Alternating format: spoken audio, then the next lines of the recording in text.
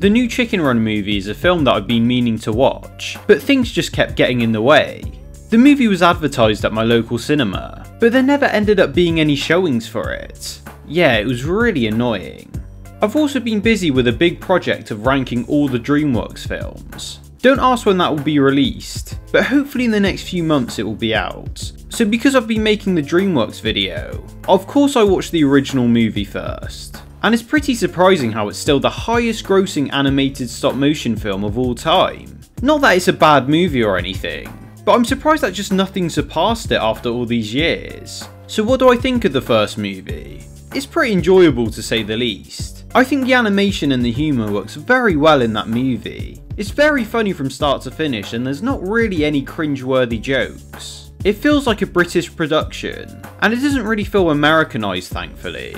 And the Wallace and Gromit movie suffered from that sadly. And obviously I'm not saying that American media is bad, but you have to admit it's very out of place in an Aardman production.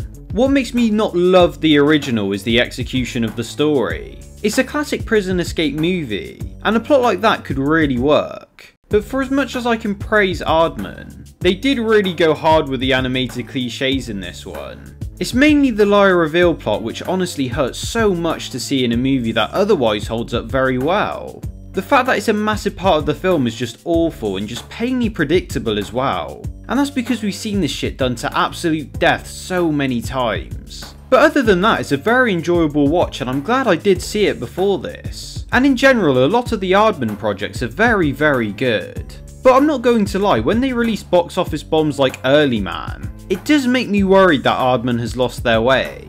And does Chicken Run really need a sequel? I could think of worse animated sequel ideas, but you know, this is Aardman we're talking about.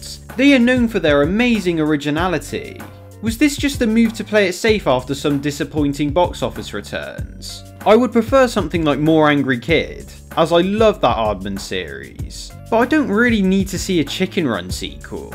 The sequel already got hate for recasting the original voice actors, which I don't care too much about to be honest, but on the other hand I don't really see a point in doing it. It's kind of a moot point for me, but you never know, we could have the next Shrek 2 on our hands. So, as my bloody cinema is not showing it, we may as well watch Dawn of the Nugget on Netflix.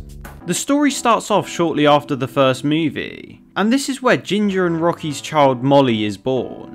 Molly is like Ginger in the way that she wants to escape and be free.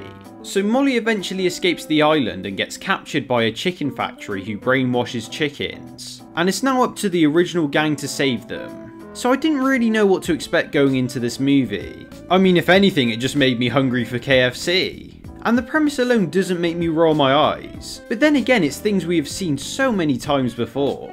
And to be fair, it's all about the execution, and it's done well enough here. There's nothing too offensive or bland to be honest, so if you put this on for your family I'm sure everyone would have a good time. The movie worked the best during the second act. The first act is just setting up the fact that Ginger and Rocky's kid is rebellious, and she's a serviceable addition to the series, but I didn't care that much about her to be honest. The overprotective mother trope has been done to death in films, but to be fair there is a nice subtle moment near the start of the movie. But then it's just ruined by the movie spelling it out to us. You know, she is a lot like you. Yes, she is a lot like her mother, we know that, you just showed us that the second before. Jesus Christ Aardman, have some subtlety. You're normally really good at that. After Molly escapes, she becomes friends with a new character called Frizzle. She's a Scouse purple chicken who has a lot of character to her, and to be fair it's a nice addition to the series. When they actually get to the chicken factory, we see the way they brainwash the chickens, and to be fair it actually is a little creepy. And I do feel the danger in this movie. There's actual stakes in this film, so this means I actually care about the story, even if I do know that everyone will probably come out unscathed. So as everyone saw from the trailers, Mrs. Tweedy is back, and in some ways it's great that she's back again, and she does have a few funny lines to be fair. This one in particular is great. I see you've met my current husband, Dr. Fry. It's all good stuff on that front, but on the actual emotional side to the story, I just didn't care for her. She literally died in the original Chicken Run, so why even bring her back? I actually enjoyed the old characters, especially Ginger and Rocky, but the flanderization for some of the other characters is really jarring. Like, Babs just has cringy line after cringy line, and that's all her character has become, a massive joke. It's just really one note and lazy, and it feels more like a corporate choice than a genuine attempt at something different. I guess that's something I can commend the movie on, and it's how it didn't become completely Americanized. You know, things like mentioning the Dales is not something most people are going to understand outside of the UK, so I am glad that it feels somewhat authentic at points. The actual setup of the crazy high-tech chicken factory is a bit too absurd maybe? Like, the original Chicken Run and Wallace and Gromit always seemed somewhat grounded in reality, and that's what gave them so much charm. This seemed like they went off the deep end at points, to be honest. And to be completely real with you guys, the setup does very much feel like Toy Story 2 and Shrek 2 at times, which doesn't make the film terrible, but both of those movies have such good energy to them, and the energy is lacking a bit in this one. It's probably one of the biggest criticisms that I have towards the film. It does have several clever jokes, but it's not on the same level as the great animated films. Toy Story 2 has great heart to the story, and Shrek 2 throws so many jokes at you constantly. And to be fair to that film, the majority of them land. This movie sadly doesn't have enough of either, which makes it a fun watch, but I don't see myself going back to this one anytime soon. And you know, the animation is incredibly good. Aardman set the standard so high for stop motion films that they're kind of like the gold standard, and it's no different here. And as for the recasted roles, I was distracted by them at the start, but at the same time, I can't lie, I did forget about it soon afterwards. It just makes the recasting of the characters like Ginger so pointless, especially as the original actress would have done the sequel.